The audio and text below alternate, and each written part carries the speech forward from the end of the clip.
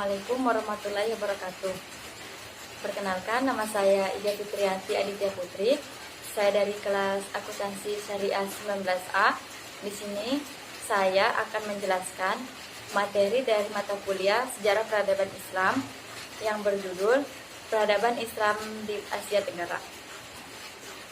Sejarah peradaban Islam adalah keterangan mengenai pertumbuhan dan perkembangan peradaban Islam dari satu waktu ke waktu lainnya, sejak zaman lahirnya Islam sampai sekarang ini. Islam masuk ke Asia Tenggara melalui satu proses damai yang berlangsung selama berabad-abad. Penyebaran Islam di kawasan ini terjadi tanpa pergolakan politik atau bukan melalui ekspansi pembebasan yang melibatkan kekuatan militer, pergolakan politik, atau pemaksaan struktur kekuasaan dan norma-norma masyarakat dari luar negeri. Melainkan, Islam ini masuk melalui jalur perdagangan, perkawinan, dakwah, pembauran masyarakat Muslim Arab, Persia, dan India dengan masyarakat pribumi. Masuknya Islam ke berbagai wilayah di Asia Tenggara tidak berada dalam satu waktu yang bersamaan, melainkan berlangsung selama berabad-abad. Dan ini tidak merata di seluruh tempat. Kondisi wilayah-wilayah di Asia Tenggara pada saat itu pun berada dalam situasi politik dan kondisi sosial budaya yang berbeda-beda.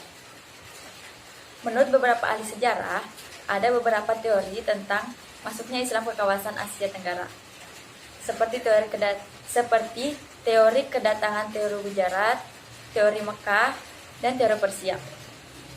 Menurut Ukad Chandra Sasmita, seorang arkeologi asal Indonesia, memaparkan bahwa proses masuknya Islam ke Asia Tenggara karena 5 hal, yaitu yang pertama, saluran perdagangan,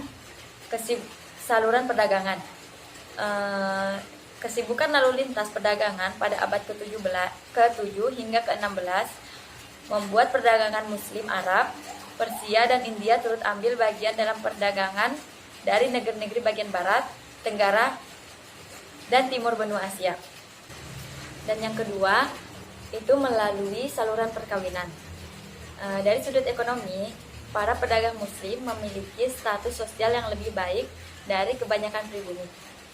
Sehingga penduduk pribumi, terutama putri-putri bangsawan, tertarik untuk menjadi istri saudagar-saudagar itu.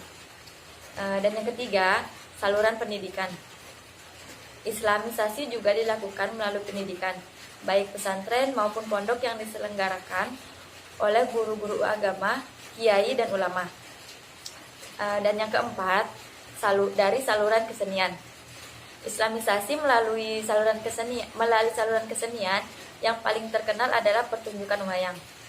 Menurut catatan sejarah, tokoh penyebar Islam yang mengambil peran melalui saluran ini adalah Sunan Kalijaga. Sunan Kalijaga adalah tokoh yang paling mahir dalam mementaskan wayang. Dan yang terakhir, saluran politik. Di Maluku dan Sulawesi Selatan, kebanyakan rakyat masuk Islam setelah rajanya memeluk Islam terlebih dahulu. Pengaruh politik raja sangat membantu tersebarnya Islam di daerah ini. Penyebaran Islam di wilayah Asia Tenggara ditandai dengan berdirinya Kesultanan Islam di kawasan tersebut. Perkembangan Kesultanan Islam di Asia Tenggara tidak lepas dari kepentingan perdagangan syiar agama yang dibawa oleh para saudagar dan ulama muslim dari Asia Barat. Adapun Malaka dikenal sebagai pintu gerbang Nusantara. Julukan ini diberikan mengingat peranannya sebagai jalan lalu lintas antara Asia Timur dan Asia Barat bagi para pedagang yang hendak keluar dan masuk pelabuhan-pelabuhan di Asia Tenggara. Yang selanjutnya yaitu pengaruh peradaban Islam di Asia Tenggara.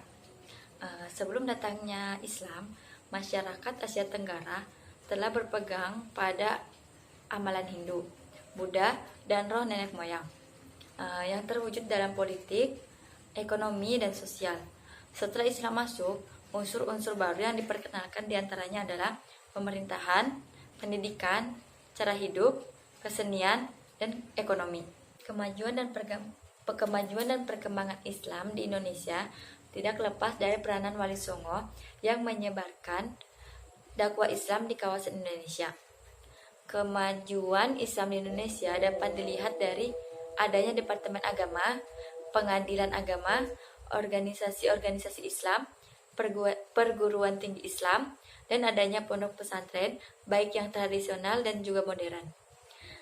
Cukup sekian penjelasan dari saya. Syukron kasiron. Wassalamualaikum warahmatullahi wabarakatuh.